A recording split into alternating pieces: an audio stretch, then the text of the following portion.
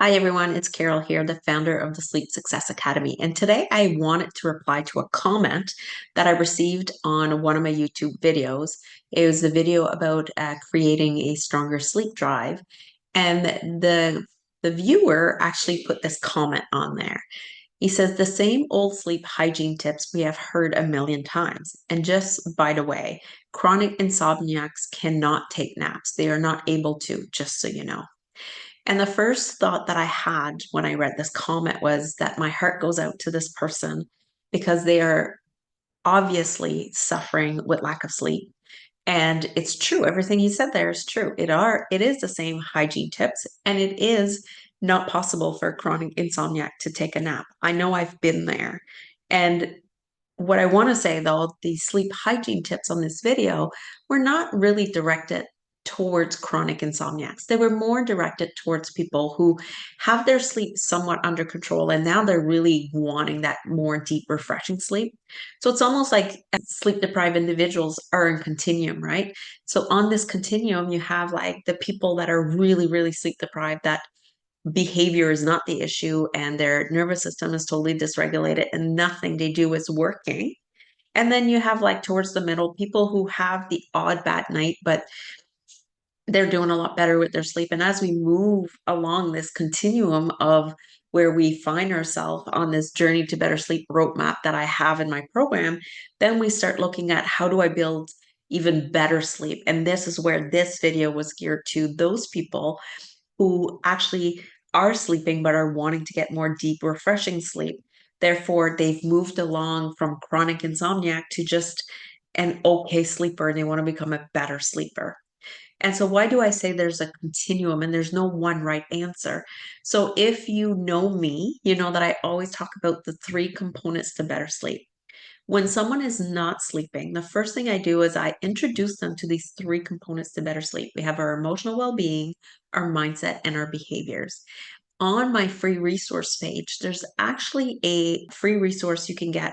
I call it the three key ingredients to better sleep.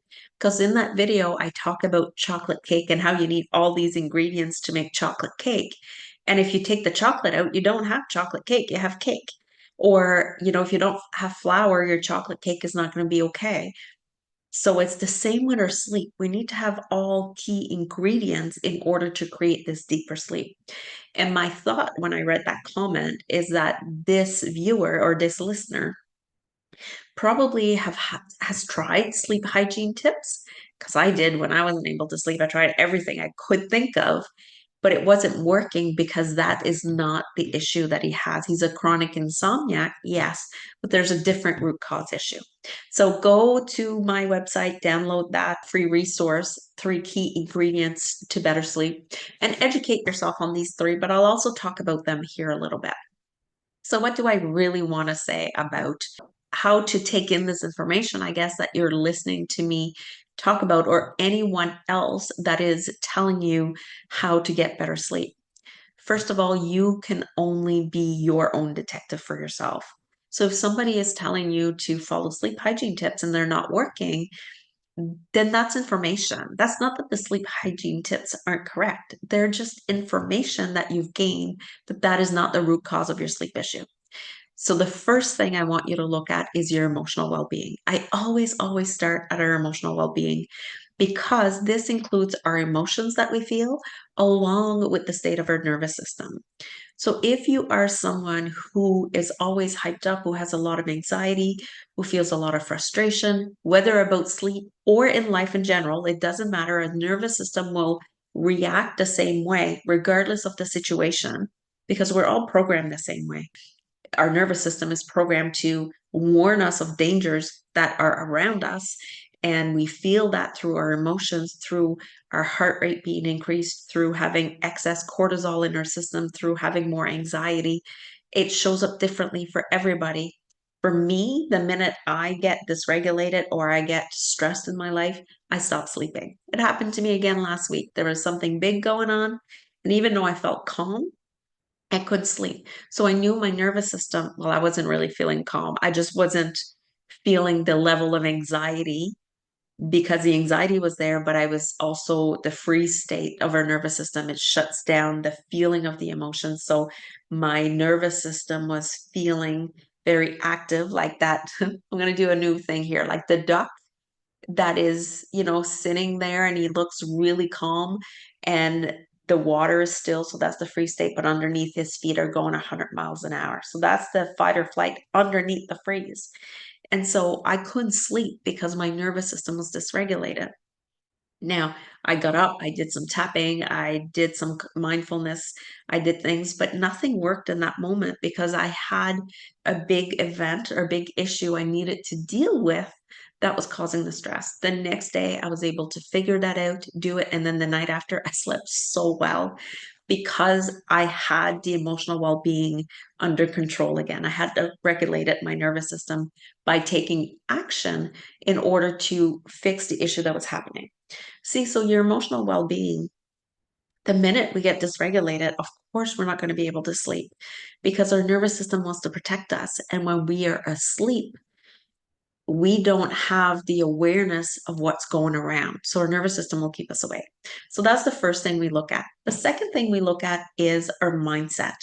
Our mindset is any thoughts or belief that we have about our sleep, our lack of sleep, or anything else in life that might keep us awake. So examples of that was like, just on the call last week, someone said, well, it's not possible for me to sleep 6 hours in a row. I can only have broken sleep.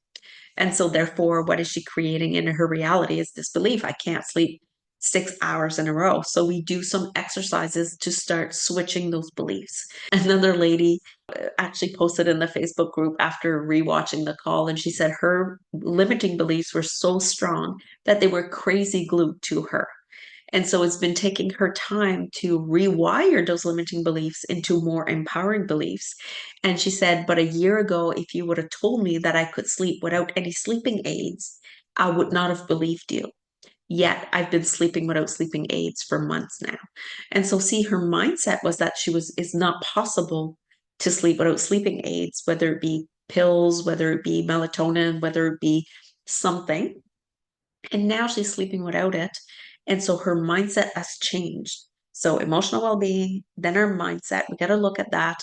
And the last thing we look at is behaviors, because sleep hygiene tips won't work if your emotional well-being or your mindsets are the issue. That's why I never start with behaviors in my program. We do that at the end. And what I've seen happen over and over again is once we get a more regulated nervous system, we can handle our emotions. There's no right or wrong with our emotions. We feel what we feel. Actually, do some tapping. We call that holding the truth on what we're feeling. Change the energy of that, change our belief system, and our behaviors naturally change because we're not doing it with force. We're doing it because now we know what is best for us to go to sleep, which is where that video comes in that this person commented on, that it was talking about what can I do to build a stronger sleep drive. Well, of course, not napping is one of them because a lot of people do like to nap in the afternoon, but then don't actually get into that deep sleep because they've depleted some of their sleep drive. And that's what I was referring in that video. I want to send this person a big hug because I know what it's like to not be able to sleep and have people tell me what I should do to sleep and none of it works. Because for me, the root cause was a dysregulated nervous system. And it was too much work, too much stress, and not putting myself as a priority and trying to do everything for everybody else. And I got to a point where I lost sensation in my hands and feet. So I know what it's like not to sleep.